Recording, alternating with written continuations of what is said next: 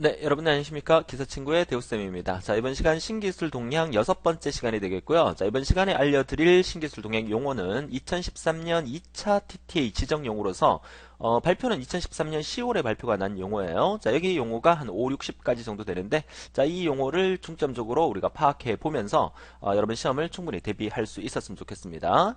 자, 우선 참고로 제가 가져온 이 TTA 사이트를 한번 잠깐 보여드릴 텐데요. 자, 여러분 보시는 바와 같이 tta.or.kr 사이트에 들어가시게 되면 여러분도 참고로 한번 봐두시면 좋겠어요. 이 사이트 안에 보면 여기 서비스 메뉴에 이제 정보통신 용어 사전이라는 부분이 있어요. 자, 이 부분을 클릭하시게 되면 자, 이렇게 새 창이 뜨게 됩니다. 자, 여기서 지금 여러분들에게 수업해 드릴 내용이 바로 이거 2013년 2차 표준 용어에 대해서 이번 시간 6강을 통해서 강의를 해 드리는데 2013년 1차 용어는 어디 갔습니까? 그랬는데 저도 몰라요.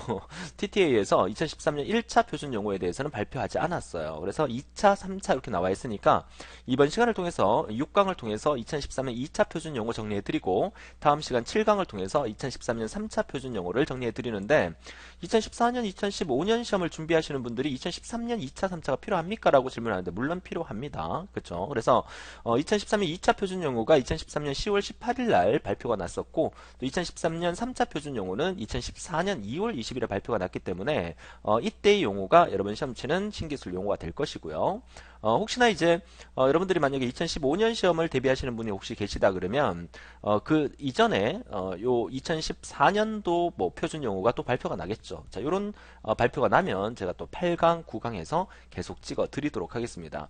자, 이렇게 되니까 학생들이 선생님 1강부터 그러면 신기술 동향 용어가 강의가 계속 늘어날 텐데 이게 다 들어야 됩니까? 여러분 시험을 기준으로 강의실에 올라와 있는 최근 거 한 3강에서 한 4강 정도의 용어만 봐두셔도 되겠다 이렇게 말씀을 드려요. 사실 신기술 동향 용어가 10점이죠. 10점 만점에 5개가 용어가 나와요. 한 개당 2점씩 배점으로 해서 자, 이렇게 나오는데 용어 자체는 너무너무 많아요. 그래서 제가 말씀드리고 싶은 거는 여러분 시험을 기준으로 가장 최근 것을 위주로 보시고 그리고 항상 실기시험 직전에 제가 오늘의 영상을 통해서 최근 이슈가 되고 있는 용어들도 보여드리죠. 그래서 최근 이슈가 되고 있는 용어 위주로 정리하신다면 신기술 동향도 충분히 여러분들이 좋은 점수를 받을 수 있겠다. 이렇게 말씀을 드리고 싶습니다. 자, 그럼 본격적으로 첫 번째 용어부터 보도록 하죠. 자, 첫 번째 용어는 2013년 2차 표준 용어로서 발표났던 그 첫 번째 용어가 네트워크 가상화에 대한 용어를 설명해주고 있어요. 네트워크 가상화. 자, 가상화라는 말 자체가 이제 virtual이라는 말로 이제 영어로 쓰니까 영어 약자가 이제 NFV라는 약자.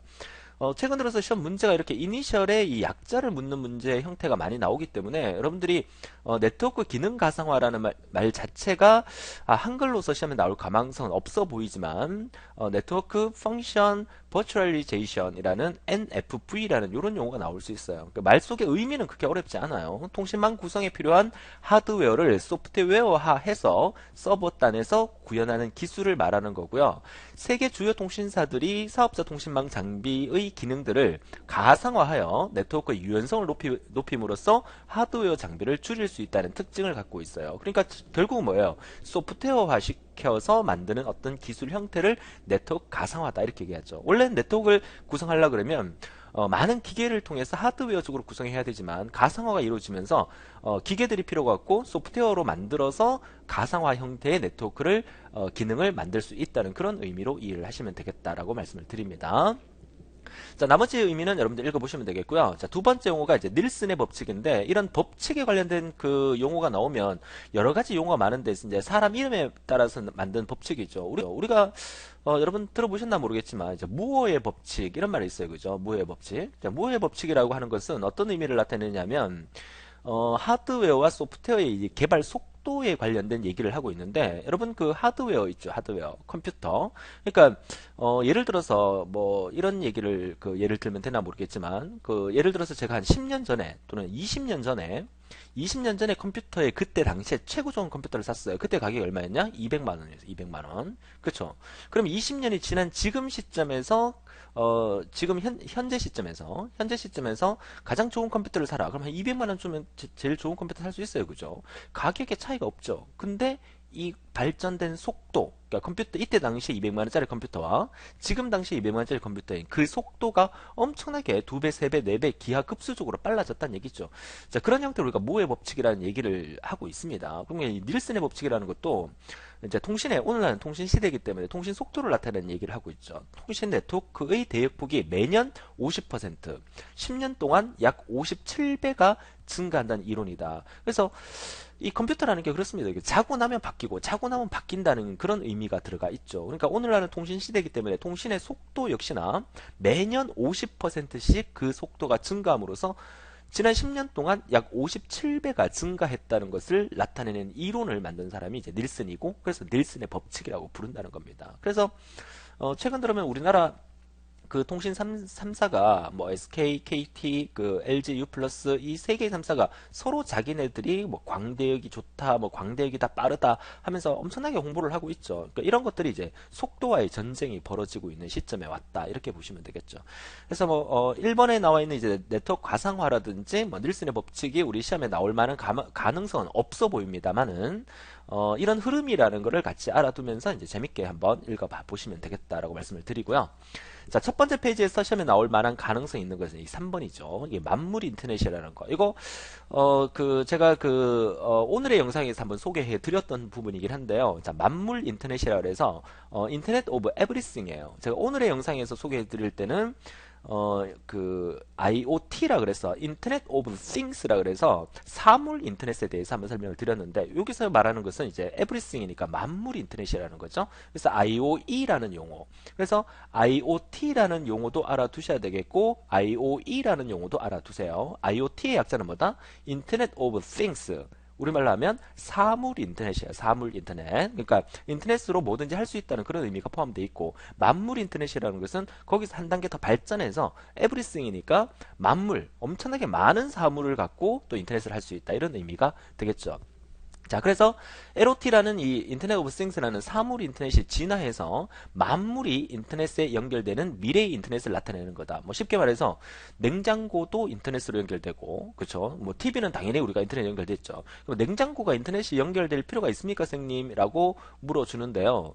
자, 냉장고가 이렇게 있으면 이 냉장고 안에 이렇게 우유가 이렇게 있잖아요, 그죠? 자, 이렇게 우유라고 그림을 잘 못 그려서, 자, 우유가 이렇게 우유병이 있어요. 그럼 우유병 밑에 이렇게 그 무게 감지 센서가 이렇게 부착이 돼서, 그러니까 우유를 마시고 넣어놓고 하면서 이 우유가 점점 줄어들겠죠. 그럼 어느 정도 한 컵 정도밖에 안 남았다. 그러면 이 센서에 의해서 통신으로 연결돼서 자동으로 쇼핑몰에다가 우유를 우리 집으로 배달시켜서 우유가 떨어지기 전에 새로운 우유가 배달되게끔 만들어주는 이런 시스템. 그러니까 냉장고도 인터넷으로 연결되어 있으면 이런 부분들이 가능하겠죠. 그러니까 이런 것들이 우리가 모든 그 제품에다가 인터넷이 연결되는 만물 인터넷이다, 이렇게 얘기를 하는 거죠. 그래서 IoE라는 용어 충분히 여러분 시험에 나올 수 있으니까 잘 파악해 두시고 나머지 여러분들이 읽어봐 주셨으면 좋겠습니다.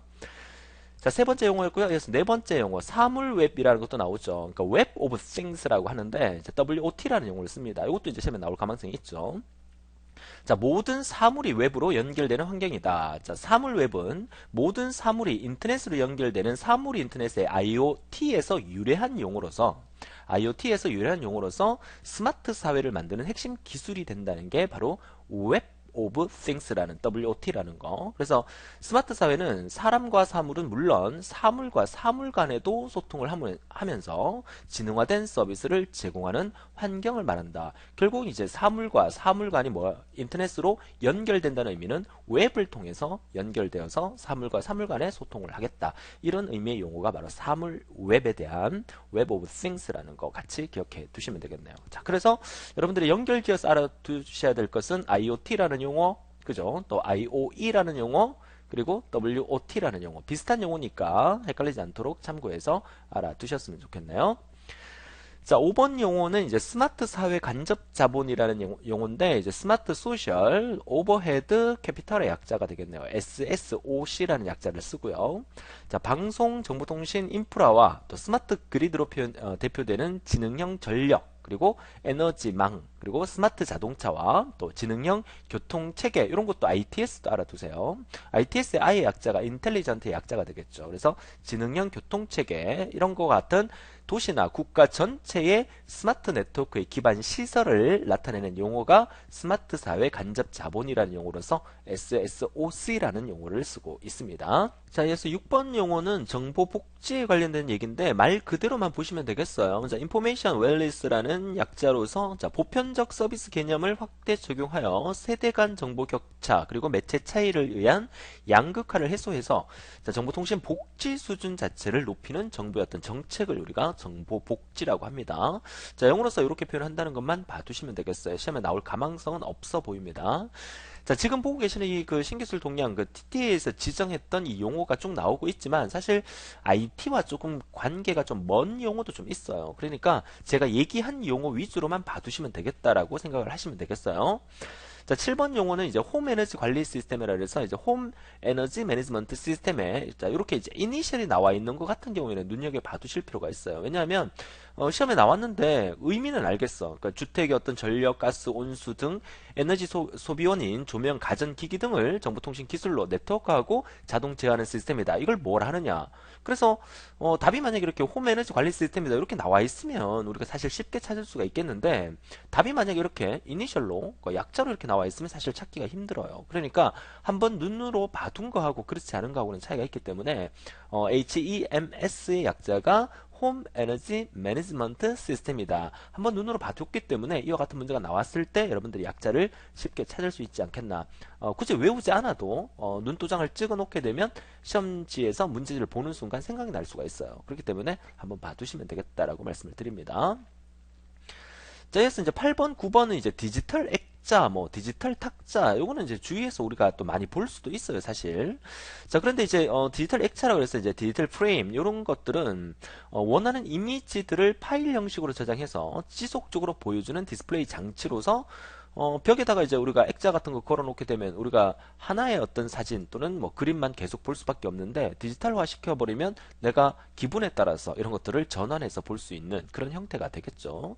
이런 거 지금 집에 하나씩 걸려 있으신 분도 아마 있으실 거예요, 그죠? USB를 또 연결해서 동영상 클립이나 또 MPEG, MPEG라고 하는데 MPEG가 또 이제 동영상 압축 기술을 나타내는 말이고 그리고 비디오 파일, 또 MP3 뭐 이런 것들, 또 오디오 파일 재생이나 무선랜 블루투스를 접속이 가능해서 언제든지 내가 원하는 그림을 이 프레임에다가 넣어서 볼 수 있게끔 그렇게 만들어 준다라고 보시면 되겠고요. 자, 여기서 이제 한 단계 더 발전해서 이제 디지털 탁자라 그래서 이제는 이제 테이블형의 디지털 사이니지 솔루션으로 기업이나 매장의 홍보, 또 안내 키오스크, 또 테이블에 터치 스크린을 장착해서 식당이나 카페에서 다양한 메뉴를 주문하는 것은 물론 결제까지 가능하고 또 학습도 할 수 있고 또 회의도 할 수 있고 또 오락도 할 수 있고 자, 이런 형태를 우리가 디지털 탁자라고 하는데 쉽게 생각해서 생각해 보세요. 여러분 들고 다니는 타블렛 PC나 스마트폰의 액정이 여러분 집에 있는 식탁에 크게 놓여져 있다고 상상을 해보세요. 그쵸? 밥 먹으면서 계속해서 손가락 벌려가면서 내용을 보고 또 신문 기사도 보고 할 수가 있겠죠. 자, 그런 형태의 이제 디지털 탁자라고 보시면 되겠습니다. 자, 디지털 탁자와 디지털 액자에 대한 개념은 알지만 시험 문제 나왔을 때 뭐 디지털 프레임 또 디지털 테이블 이렇게 나왔을 때 우리가 쉽게 찾을 수 있어야 되기 때문에 항상 눈도장을 확실하게 찍어 두셔야 되겠습니다. 자, 10번째 용어는 이제 망연결 주택이라 해서 이제 커넥티드 하우스다. 자, 가정 자동화의 진화용으로 언제 어디든 어떠한 디바이스에서도 연결되는 미래형 주택을 나타내는 말이에요. 망연결 주택. 그러니까 우리 집 자체가 그죠. 모든 회선이 연결되어서 가스부터 시작해서 뭐 보일러, TV, 냉장고, 가전제품 이런 것들이 다 이제 연결돼서 내가 원하는 것들이 뭐든지 이제 스마트하게 자동으로 움직여줄 수 있는 그런 형태라고 생각을 하시면 되겠죠.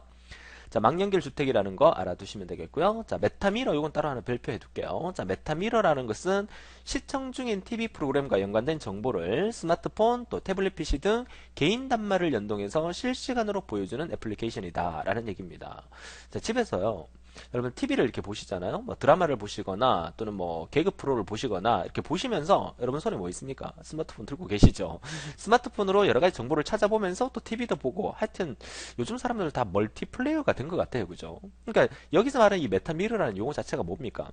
메타미러는 방송 프로그램은 TV로 보지만, 그죠? 방송 프로그램을 TV로 봅니다. 열심히. 뭐 예를 들어서 1대 100 이런 프로그램을 보잖아요. 그죠? 보면서 프로그램과 연관된 정보는 여러분 들고 있는 다른 기기, 스마트폰으로 여러 가지 정보를 또 제공받으면서, 그죠? 그래서 세컨드 스크린 또는 뭐 리모트 UI 뭐 이런 거와 같은 개념이다라고 설명을 하고 있죠. 그래서 세 번째 예를 보면 스포츠 경기를 보면서 다른 경기의 스코어도 알 수 있고 또 트위터의 메시지도 받을 수 있다. 뭐 이런 의미로 보시면 되겠어요. 그러니까 미러란 말 자체가 이제 거울이니까 여러분들이 TV를 보면서 여러분이 보고 있는 그 방송 프로그램에 대한 정보를 스마트폰으로 확인할 수 있는 그런 형태의 어떤 용어를 우리가 메타 미러라고 한다는 거 같이 알아두시면 되겠네요.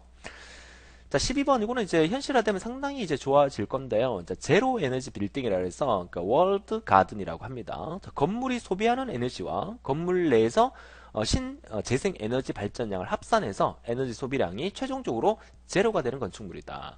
자, 빌딩이 하나 있는데, 그쵸, 빌딩. 자, 빌딩이 하나 있는데, 이 빌딩은 뭡니까? 수많은 이제 입주자들이 이제 그 입주해서 근무를 하고 있겠죠. 이 안에서 발생되는 뭐 전기 사용료라든지 뭐 또 보일러 하면 가스 사용료라든지 여러 가지 사용료들이 있겠죠. 이 사용료들을 일정의 그 돈을 내고 이제 지불을 해야 되잖아요. 그죠? 지불을 해야 되는데 이 건물 외벽에다가 뭐 예를 들어서 태양열이라든지 뭐 이런 것들을 이제 시스템을 도입을 해서 태양 빛을 받아서 이런 것들을 다 커버를 한다는 거죠. 그래서 건물 하나를 짓고 나면 이런 전기 가스비가 여기서 발생되는 걸로 모두 다 해결이 되기 때문에 결국은 전기 가스비를 전혀 내지 않아도 된다. 그러니까 제로가 된다 이런 의미가 되겠죠. 그러니까 이런 건물을 짓게 되면 그죠, 건물에서 뭐 일단 관리비 낼 필요 없다 뭐 이런 개념까지 나올 수 있으니까 상당히 이제 좋은 그런 형태가 되겠죠. 그래서 단열재 뭐 이중창 이런 것들을 적용해서 건물 외피를 통해서 외부로 유출되는 에너지 양을 최소화하고 또 지열도는 태양광과 같은 신생 에너지 등을 활용해서 냉난방 또 전력 공급 또 치사까지도 모든 에너지 소비를 자체적으로 해결하는 건물이기 때문에 따로 뭐 한전에다가 전기요금을 내는 일이 없고 가스공사에다가 가스요금을 내는 일이 없는 제로 에너지 빌딩이 되겠다 이런 의미가 되겠죠. 요즘 그러니까 아파트 같은 경우는 이렇게 짓게 되면 아파트에 관리비가 전혀 없게끔 그렇게 나올 수가 있겠네요. 자, 이어서 13번째 용어 보도록 하죠. 자, 단축 인터넷 주소라 그러는데 이제 URL 쇼팅이라고 합니다. 그냥 한번 이거는 봐두시면 되겠어요. 그죠? 우리가 오늘날 인터넷 주소 쓸 때 뭐 우리 뭐 기사 친구만 해도 www. 뭐 기사친구.com 이렇게 쓴다는 자체가 귀찮잖아요. 그죠? 그래서 뭐 하나만 딱 입력하면 바로 이 사이트에 접속할 수 있도록 그 URL 자체를 줄여주는 그런 형태를 이제 URL 쇼트닝이라고 합니다. 단축 인터넷 주소라고 하죠. 자, 14번 용어는 이제 검색 엔진의 최적화라고 해서 서치 엔진 옵티마이제이션 SEO라는 약자를 쓴다는 거. 이렇게 약자로 따로 표기가 됐다는 것은 이런 약자로 시험에 나올 수 있다는 얘기입니다. 각종 검색 엔진에 내 글을 효과적으로 싣고 또 널리 알릴 수 있도록 웹페이지를 구성해서 검색 결과가 상위에 오르게 하는 작업이다. 그러니까 그래서 검색 엔진을 최적화한다. 이런 것들은 사실 그 광고를 하는 그 기업체 입장에서는 자기네들의 회사의 어떤 그 내용들이 소비자들이 쉽게 찾아서 검색할 수 있도록 하기 때문에 이런 전담 부서를 따로 두고 검색 엔진 최적화의 작업에 심혈을 기울이고 있는 형태가 되겠죠. 자, 한 예를 더 읽어볼까요? 자, 웹페이지와 관련된 검색어로 검색한 검색 결과가 상위에 오르게 하는 것은 웹 방문객 수를 늘리고 또 내 글을 알리기 위한 하나의 방법으로서 효과적인 인터넷 마케팅 방법 중에 하나가 된다. 방금 설명드렸듯이 이런 전담 부서를 따로 두는 형태까지 발전하고 있다는 거죠. 그런데 최근 들어서 여러분들이 뭐 정보 처리를 검색하기 위해서 정보 처리 검색하면 누군가가 정보 처리에 대해서 자세하게 설명을 해주죠. 그래서 더 많은 정보를 보시려면 클릭하세요 라고 클릭하면 악성 코드가 여러분 컴퓨터에 깔려서 컴퓨터가 고장난다든가 그런 경우도 있으니까 좀 조심하시고요. 아무튼 검색 엔진 최적화를 통해서 우리 회사의 어떤 내용들을 마케팅할 수 있는 그런 전략이 만들어지고 있다. 검색 엔진 최적화의 의미에 대해서 설명하고 있고 약자로서 SEO라는 약자를 쓴다는 거 알아두시면 되겠습니다. 자, 군집 분석이라는 용어인데요. 자, 클러스터 어널리시스라 그래서 각 대상의 유사성을 측정하여 유사성이 높은 대상 집단을 분류하고 또 그 군집에 속한 객체들의 유사성과 또 서로 다른 군집에 속한 객체 간의 상이성을 규명하는 통계 기법 중에 하나다. 자, 우리 신기술 용어에 나올 만한 가능성은 없어 보입니다. 이거는 그래서 군집 분석이라는 거 이런 게 있다는 정도만 봐두시면 되겠습니다. 자, 그래서 16번 용어는요, 맥락 검색이라고 하는데요. 자, contextual search라고 합니다. 자, 읽어보면 단순히 입력한 검색어가 포함된 정보를 검색하는 방식이 아니라 사용자의 검색 의도를 파악해서 검색하는 데 이용하는 기술이다라는 의미죠. 이게 상당히 이거 좀 지능화된 어떤 검색 방식이라고 볼 수가 있겠는데 시험에 충분히 나올 수가 있습니다. 맥락 검색이라고 무슨 얘기냐면 여러분들이 만약에 내가 사과를 먹고 싶어요. 먹는 사과 있죠. 사과를 먹고 싶어서 사과라고 검색을 했더니만 뭐 잘못했습니다 하는 사과가 나온다든지 그죠? 뭐 어떤 사과문에 관련된 얘기가 나오는데 내가 의도하지 않은 엉뚱한 형태의 데이터가 나오는 경우가 많이 발생을 하잖아요. 그죠? 자, 그러니까 결국 그게 이제 그 사람이 원하는 데이터가 검색이 안 되는 부분이니까 맥락 검색이라는 게 발전하게 되면 그 사람의 검색 의도가 어떤 의도인지를 쉽게 파악해 준다는 얘기죠. 무슨 말이냐면 예를 들어서 새벽에 이게 얘가 될지 안 될지는 모르겠어요. 아무튼 그러니까 새벽에 여러분들이 사과를 검색을 했다. 그쵸? 그러면 이제 컴퓨터가 자동 인식하는 거죠. 예를 들어서 새벽에 사과를 먹으려고 하는 사람이 있었을까? 아니면 새벽에 누군가가 누구에게 사과를 할 일이 생길 수 있었을까? 어느 게 더 확률적이 높을까? 그런 것까지 분석을 해서 그 사람한테 거기에 합당하는 먹는 사과인지 아니면 미안하다 할 때 사과를 찾는 건지를 자동으로 이렇게 체킹을 해주는 그죠? 제가 적절한 예가 됐는지는 모르겠어요. 아무튼 그죠? 그런 식으로 해서 그 사람의 검색 의도를 파악해서 검색하는 기술을 우리가 맥락 검색이라고 한다. 자, 이런 개념을 봐두시면 되겠죠. 한번 더 읽어볼게요. 자, 검색어를 구성하는 텍스트의 맥락으로부터 사용자가 관심을 갖는 것이 무엇인지를 추론하는 작업을 수행하기 위해서 인터넷에 존재하는 방대한 정보를 유기적으로 연결하여 대상 간의 관계에 기반을 둔 검색 결과를 제공하는 지식 그래프를 활용함으로써 사용자의 의도에 근접한 결과를 제공해주는 아주 스마트한 검색 방법이다. 이렇게 보시면 되겠어요. 그래서 맥락 검색이라 한다는 거 반드시 알아주셔야 되겠습니다.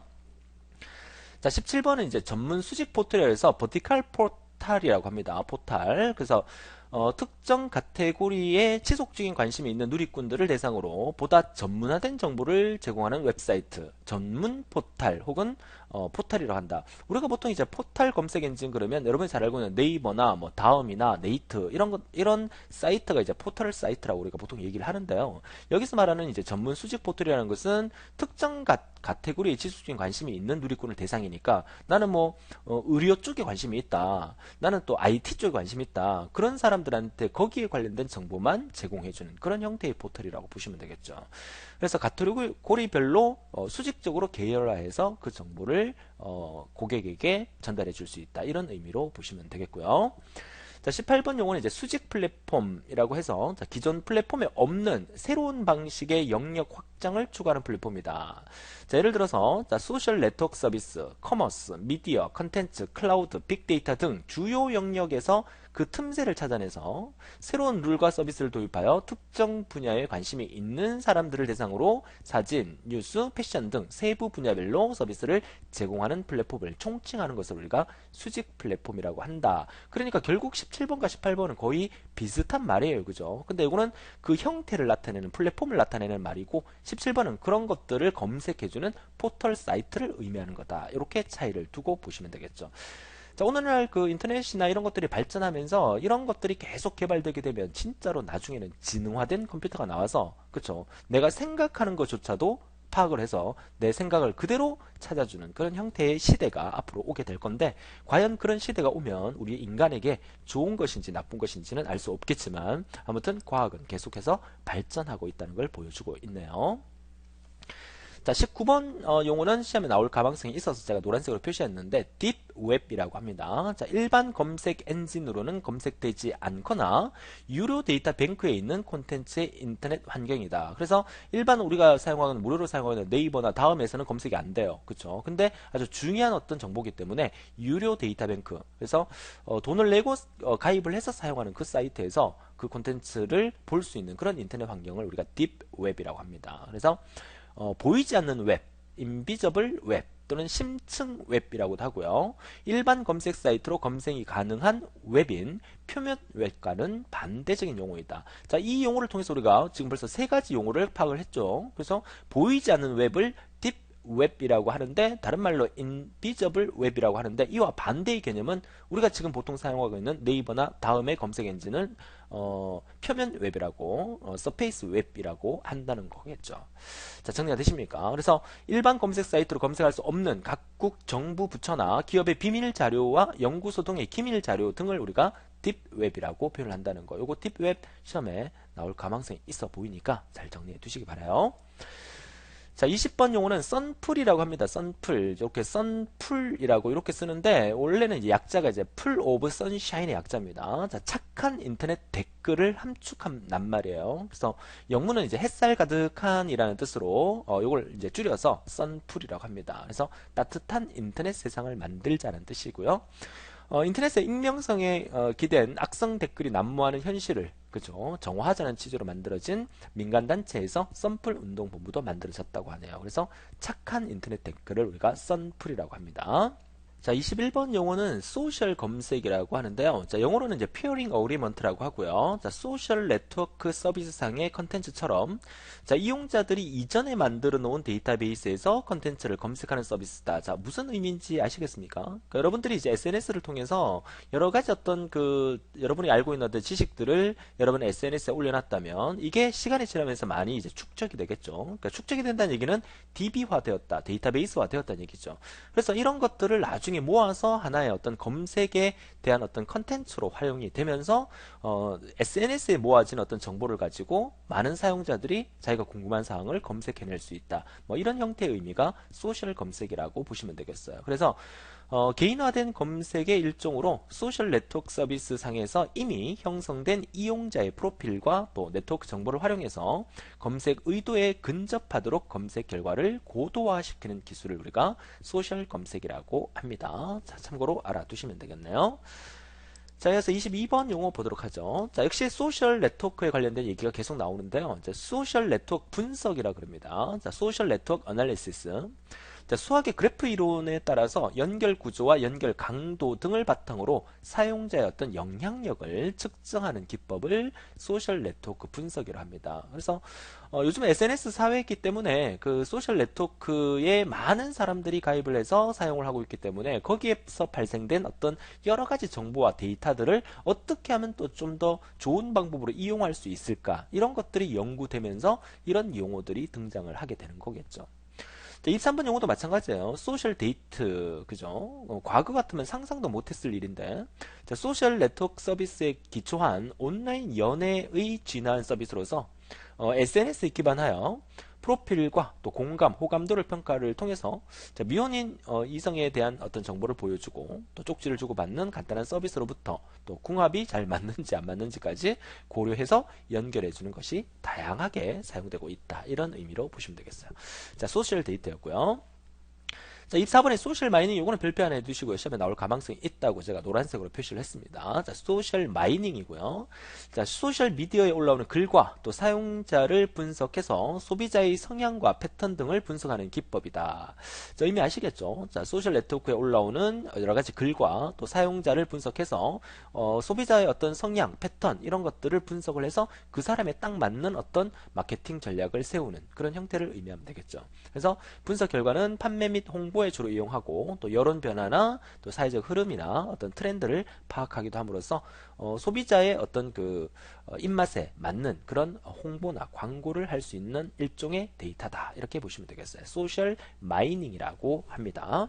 자, 25번 용어는요. 자, 시냅틱 웹이라 그래서 신경세포들 사이 연결된 시냅스를 인터넷에 적용한, 다시 말해서 우리 인간의 뇌를 닮아가는 인터넷이다 라고 얘기를 합니다. 자, 시냅틱 웹, 좀 생소한 용어이기 때문에 같이 알아두셨으면 좋겠습니다. 그래서 사람의 뇌 활동을 인터넷 웹에 적용해서 또 인터넷상의 수많은 사이트들의 어떤 이미지나 프로필, 링크나 그룹 등과 같은 소셜 객체들이 연결되면서 매시업 서비스가 발생하는 그런 형태의 인간의 뇌를 닮아가는 인터넷을 우리가 시냅틱 웹이라고 한다는 거, 자, 용어를 통해서 알아두셨으면 좋겠고요. 자, 26번째는 이제 오픈 그래프라고 하는데 뭐 말 자체는 그렇게 어렵지 않아 보입니다. 기존 웹사이트를 소셜 네트워크 서비스, 그러니까 SNS와 연동해서 사업자와 고객들 간의 관계를 강화하고 마케팅 플랫폼으로 활용하는 기법이다. 그래서 요즘은 SNS가 워낙 그 보편적으로 사람들이 많이 이용을 하고 있기 때문에 그 SNS와 어떤 기업의 어떤 웹사이트랑 서로 연결을 해서 고객들에게 마케팅을 손쉽게 할 수 있는 그런 형태를 우리가 오픈 그래프라고 한다는 거 간단하게 알아두시면 되겠습니다. 그래서 27번은 이제 개방형 뱅킹인데 이제 이 부분은 상당히 이제 그 중요합니다. 그죠? 왜냐하면 뭐 우리 시험에 나온다 안 나온다를 떠나서 우리가 보편적으로 사용을 할 때 상당히 불편했던 부분이죠. 그러니까 어떠한 운영체제나 그러니까 운영체제라는 말이 이제 여러분들이 윈도우를 쓰느냐 아니면 iOS를 쓰느냐 뭐 모바일로서 이제 안드로이드를 쓰느냐 뭐 이런 형태인데 그런 것들을 우리가 인터넷 웹 접속할 수 있는 브라우저라고 얘기를 하죠. 그래서 어떠한 브라우저에도 구속되지 않고 은행 서비스를 인터넷에서 이용할 수 있도록 하는 은행의 마케팅 용어로서 윈도우 운영체제와 또 익스플로러에서만 가능했던 인터넷 뱅킹을 웹 표준화를 준수해서 다양한 운영체제와 웹 브라우저에서 사용 가능하게 만들어준다는 거죠. 그러니까 뭐 익스플로러 외에도 크롬이라든지 파이어폭스라든지 오페라 이런 것들이 전부 다 여러분들이 많이 쓰고 있는 인터넷 익스플로러와 같은 이제 웹 브라우저를 의미하는 거예요. 그러니까 다양한 곳에서 인터넷 뱅킹이 마음대로 쓸 수 있게끔 해주는 그런 어떤 기술을 개방형 뱅킹, 오픈 뱅킹이라고 한다는 거죠. 그죠? 자, 28번째는 이제 오피니언 마이닝이라 하는데, 오피니언 마이닝 무슨 뜻이냐? 웹사이트와 역시 소셜 미디어에 나타난 여론과 의견을 서로 분석해서 유용한 정보로 재가공하는 기술을 우리가 오피니언 마이닝이라 합니다. 역시나 SNS와 관련이 있겠죠, 그죠? 그래서 텍스트를 분석하여 네티즌의 어떤 감성과 의견 그죠? 이런 것들을 통계 수치화해서 객관적인 정보로 바꿀 수 있는 기술로서 이렇게 바꾸고 난 다음에 결국은 뭡니까? 마케팅 용으로 활용할 수 있겠다는 의미가 되겠죠. 그래서 오피니언 마이닝 시험에 나올 가능성이 있으니까 별표 안에 두고 알아두셨으면 좋겠습니다. 웹사이트와 소셜미디어에 나타난 여론과 의견을 분석해서 유용한 정보로 재가공하는 기술을 우리가 오피니언 마이닝이라고 합니다. 자, 29번째 웹마이닝도 마찬가지예요. 자, 월드와이드 웹이라는 우리가 쓰는 인터넷 그 프로토콜이죠. www에서 수집된 정보로부터 흥미로운 것이나 또 잠재적인 유용한 패턴 그리고 프로필 또 추세, 또 명시적인 정보 등을 추출해서 분석하는 기법을 웹 마이닝이라 한다. 그래서 오피니언 마이닝의 의미도 그 마이닝에 대한 의미가 들어가 있기 때문에 이런 것들을 역시나 분석해서 재가공한다는 기술로 본다면 웹 마이닝이라는 것은 웹에서부터 수집된 정보를 이용을 해서 분석하는 게 웹 마이닝이 되겠죠. 그렇죠. 자, 그리고 이제 여기 세 번째 나오는 이 말을 보게 되면 실시간으로 웹 데이터를 분석해서 진정한 의미의 개인화 서비스를 가능하게 하며 CRM 그리고 SCM 이런 것들에 적용될 수 있는 기술이다 라고 되어 있죠. 여기서 여러분들이 이 CRM이라는 용어 SCM이라는 용어 이거 반드시 알아두셔야 되는데 여기서 제가 설명드리지 않겠습니다. 이유는 CRM과 SCM은 우리가 업무 프로세스 용어에서 상당히 중요한 용어이기 때문에 신기술 동향 말고 업무 프로세스에서 충분히 시험에 나올 수가 있습니다. 그래서 업무 프로세스 강의를 혹시 안 듣고 이 강의를 듣고 계신다면 업무 프로세스 강의를 통해서 CRM과 SCM의 용어를 정확하게 체크하고 시험치로 가셔야 된다는 거 다시 한번 말씀을 드립니다. 업무 프로세스 반드시 중요하기 때문에 강의를 통해서 점검을 하고 시험치로 가달라는 거 다시 한번 부탁을 드리겠습니다. 자, 그래서 31번째 용어 보도록 하죠. 웹봇이라고 합니다. 웹봇 하니까 로봇 생각나죠, 그죠? 자, 인터넷의 웹과 마이크로 로봇의 합성어입니다. 자, 주식시장과 또 경기 흐름을 예측하기 위해 만든 프로그램으로서 아주 많은 어떤 스파이더, 거미를 거느리고 있다. 자, 말이 좀 그런데요. 계속 읽어볼게요. 자, 데이터를 수집해오는 프로그램인 스파이더가, 스파이더라는 거미가 뭐 한다는 얘기예요? 데이터를 수집해오는 프로그램을 의미한다는 얘기죠. 그 스파이더가 스스로 정보를 수집 분석해서 특정 키워드를 추출한 후에 앞으로 일어날 미래를 예측할 수 있는 그런 기술을 우리가 웹봇이라고 합니다. 그래서 스파이드라는 어떤 형태의 어떤 로봇을 만들어서 그 로봇이 앞으로 일어날 일을 예측해 줄 수 있는 그런 형태의 의미 웹과 로봇의 합성어 웹봇이라는 용어 충분히 시험에 나올 가능성이 있고요. 자, 31번은 큐레이션 커머스 상거래라 그래서 큐레이터가 작품 등을 수집 전시 기획하듯이 특정 분야의 어떤 전문가 등이 직접 제품을 골라서 할인된 가격에 파는 전자상거래다. 이러면 이 사이트에서 우리가 구입하기에는 훨씬 더 편리하겠죠. 왜냐하면 우리가 전문가가 아니기 때문에 그 제품의 어떤 성능이나 이런 걸 잘 몰랐는데 전문가들이 직접 분석해서 그 제품을 골라서 추천을 해주고 또 할인된 가격에 판매를 한다니까 훨씬 더 우리가 믿을 만한 제품을 쉽게 구매할 수 있는 그런 형태가 되겠죠. 이걸 우리가 큐레이션 커머스 상거래라고 얘기를 합니다. 자, 32번은 반응형 웹이라고 해서 responsive 웹이라고 합니다. 자, 디스플레이 종류에 따라서 화면의 크기가 자동으로 최적화되도록 조절해주는 웹페이지다. 그래서 우리가 보통 이제 인터넷에 사용되는 이제 태그 랭귀지를 우리가 HTML이라고 합니다. 하이퍼텍스트 마크업 랭귀지의 약자인데요. 그래서 HTML5 세대가 도래됨에 따라서 기능 완성 형태의 새로운 마크업 언어의 등장으로 스마트한 웹페이지 구현이 가능하다. 결국 어떤 사이트에 들어갔을 때 단순히 어떤 정보만 주는 게 아니라 스마트한 웹을 통해서 우리가 원하는 어떤 감성적인 부분까지도 느껴서 서비스를 해줄 수 있는 그런 어떤 랭귀지, 그 마크업 HTML 랭귀지를 통해서 우리 고객들에게 편리한 어떤 웹사이트를 이용할 수 있게 만들어주는 그런 형태의 어떤 기술이라고 보시면 되겠죠. 반응형 웹, 리스폰시브 웹이라고 합니다. 자, 그래서 33번째. 자, 토르 네트워크라고 합니다. 토르 네트워크 한번 읽어볼게요. 자, 전 세계에서 자발적으로 제공되는 가상 컴퓨터와 네트워크를 여러 차례 경유하면서 사용자의 인터넷 접속 흔적을 추적할 수 없게 만드는 서비스다. 자, 의미 이해하실 수 있겠습니까? 그래서 인터넷 지하 공간으로 차단된 사이트를 익명으로 방문할 수 있어서 여기서 말하는 익명이라는 말을 영어로 하면 어너미시스라고 합니다. 그래서 그 어노미시스는 이제 그 원래 익명이라는 뜻인데 그 최근 그 해킹 단체, 국제 해킹 단체를 또 익명 어노미시스라고도 얘기를 하더라고요. 그죠? 그래서 익명으로 방문할 수 있어서 감시와 검열의 자유지대이자 범죄의 온상으로 불린다. 뭐가? 토르 네트워크가. 그죠? 토르 네트워크. 그래서 네트워크 경로를 알 수 없도록 암호화 기법을 사용하여 데이터를 전송하고 또 익명으로 인터넷을 사용할 수 있는 자유 소프트웨어로 당초에는 미 해군이 보안을 위해서 개발한 기술인데 나쁜 의미로 사용되고 있다. 이렇게 보시면 되겠죠. 결국 그쵸. 우리 그 인간들은 뭔가를 새로운 걸 하나 개발하게 되면 그게 항상 나쁜 목적으로 먼저 시도를 했는데 그게 이제 보편화되는 거. 오늘날 여러분이 쓰고 있는 이 인터넷. 사실 오늘날 인터넷이 없으면 아무것도 못해요. 그죠? 인터넷이 그 보편화된 세상인데 이 인터넷의 최초도 미국의 그 국방성에서 그죠 군사 목적으로 최초로 만들어졌다고 합니다. 그죠? 그런 의미를 같이 보시면 되겠어요. 토르 네트워크 같이 기억해 주시고요. 자, 트위터 봇이라고 합니다. 자, 트위터에서 자동으로 글을 올리고 또 이용자가 가상의 인물이나 대상인 것처럼 가정에서 운영하는 계정이다. 참고로만 봐두세요. 이렇게 특정 사이트에 대한 이름으로 나타낸 이런 용어들은 우리 시험에 나올 가망성은 없어 보이기 때문에 나머지는 여러분들 읽어봐 주시면 되겠습니다.